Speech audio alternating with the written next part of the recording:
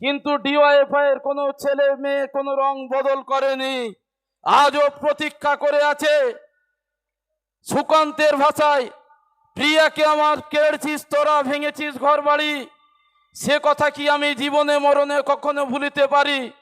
আদিম হিংস্র মানবিকতার যদি আমি কেউ হই, স্বজন হারানো শ্মশানে তোদের চিতা আমি তুলবই।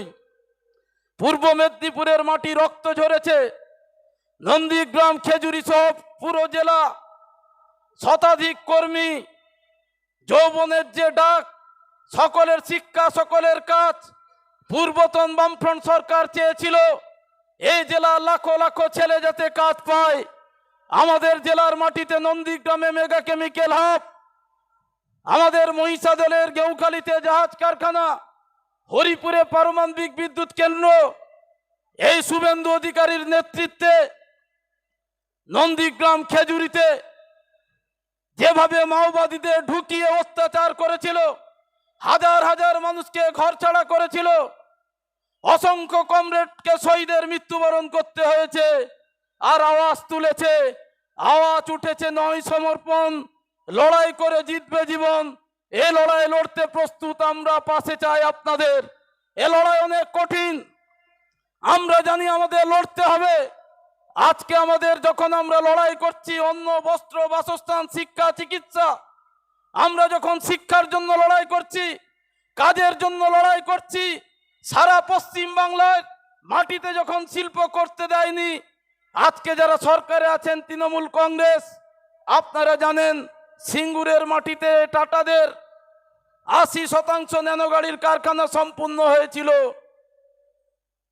কিছুদিনের মধ্যে ন্যানো গাড়ি বেরোবে, তৃণমূল ন্যানোকে সানন্দে পাঠিয়ে এ রাজ্যে আনন্দে নেচেছিল, পশ্চিম বাংলার যৌবনের স্বপ্নকে ধূলিসাৎ করে দিয়েছিল। সেই সিঙ্গুর থেকে নবান্ন পর্যন্ত আমরা ডিওয়াইএফআই পশ্চিমবঙ্গ রাজ্য কমিটি দুর্নীতিমুক্ত শিক্ষা ব্যবস্থা, স্বচ্ছতার সঙ্গে নিয়োগের দাবিতে, কাজের দাবিতে নবান্ন অভিযান করেছিলাম। কমরেড মীনাক্ষী, কমরেড সায়নদীপ মিত্রের নেতৃত্বে হাজার হাজার যুবক রক্তাক্ত হয়েছিল। 2021-এ আবার নবান্ন অভিযান করেছিলাম। আমরা ভুলিনি কিভাবে এই বর্বর সরকার কমরেড মহিদুল ইসলাম মিদ্দাকে পিটিয়ে কলকাতার রাজপথে পিটিয়ে মেরেছিল। আমরা আমাদের সাথীকে হারিয়েছি, কিন্তু আমরা রাস্তা ছাড়িনি। আমাদের লড়াই আজ অব্যাহত, কাজ চাই।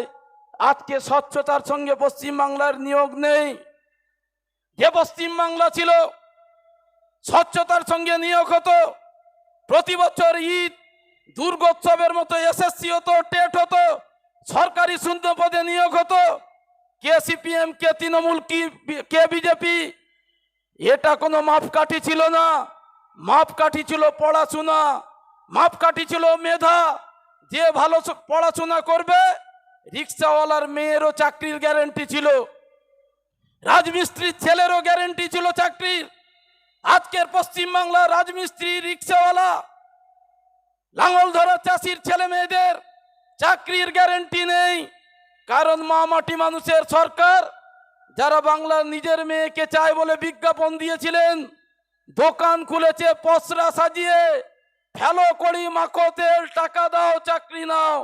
15 লাখ 20 লাখ টাকা দিয়ে চাকরি পশ্চিমবাংলায় হয়েছে।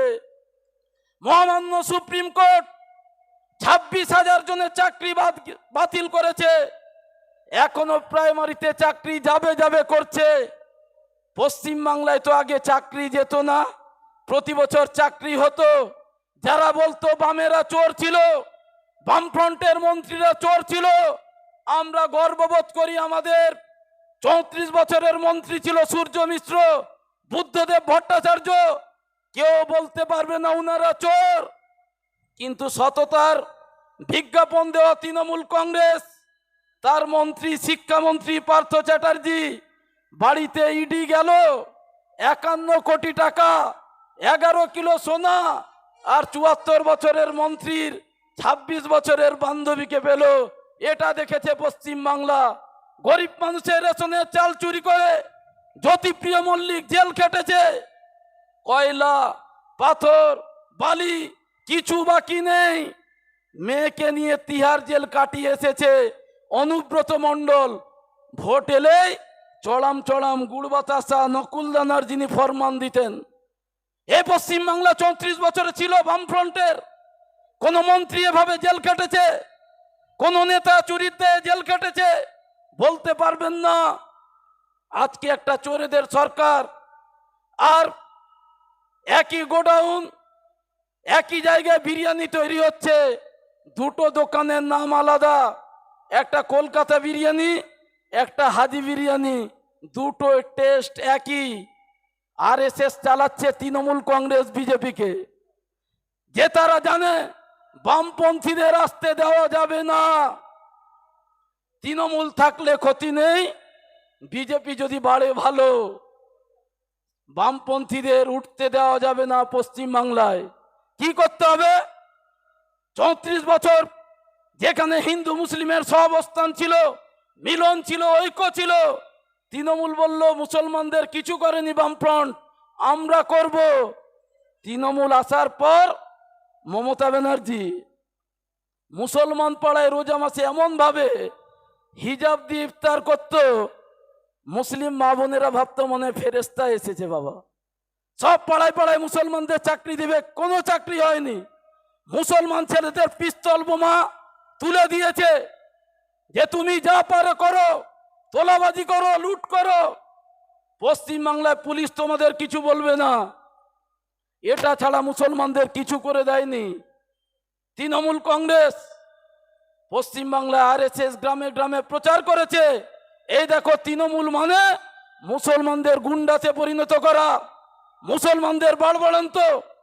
আরএসএস সুযোগ পেয়েছে, গ্রামে গ্রামে প্রচার করেছে এই মুসলমানদের সাইজ করতে হলে বিজেপিকে ভোট দিতে হবে।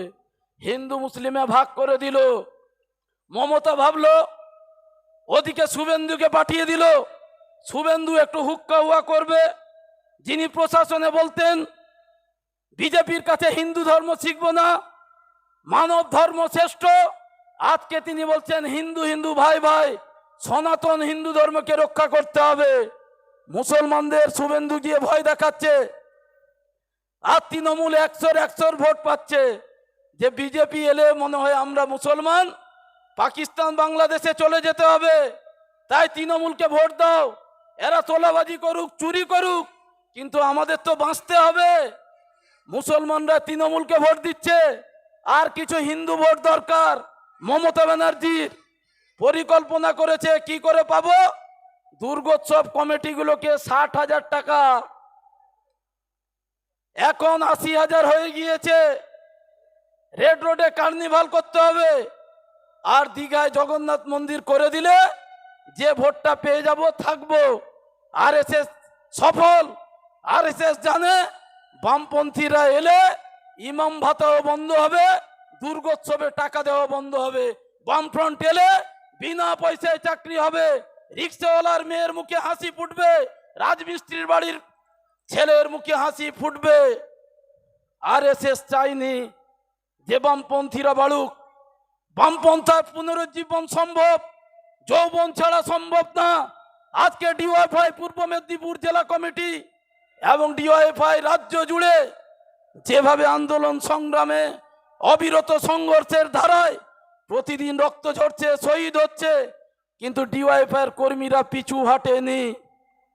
আমি বিশ্বাস করি যারা ধর্মের নামে ভাগ করতে চায়, যে বিজেপি নেতা হিন্দু হিন্দু করছে, তার বাড়িতে যদি কেউ রাজমিস্ত্রির কাজে যায়, একজন মুসলমান একজন হিন্দু, যদি সপ্তাহে 6 দিন মুসলমান কাজ করে, হিন্দু 4 দিন কাজ করে, ঘড়ি দেখে কাজে লাগায়, ঘড়ি দেখে ছুটি দেয়। হিন্দু ছেলেটি কম কাজ করলেও বেশি টাকা দেয় না, আর ভোটের বেলায় হিন্দু মুসলমানের রাজনীতি করে। আমরা ডিওয়াইএফআই 21তম পূর্ব মেদিনীপুর জেলা সম্মেলনে আমরা আমাদের জেলায় সংগঠনকে কিভাবে এগিয়ে নিয়ে যাব আজ এবং আগামীকাল আলোচনা করব। আমরা আলোচনা করব আমাদের জেলায় তৃণমূল বিজেপিকে কিভাবে রুখবো, যে জেলায় মাধ্যমিকে পাশের হারে প্রথম হয়।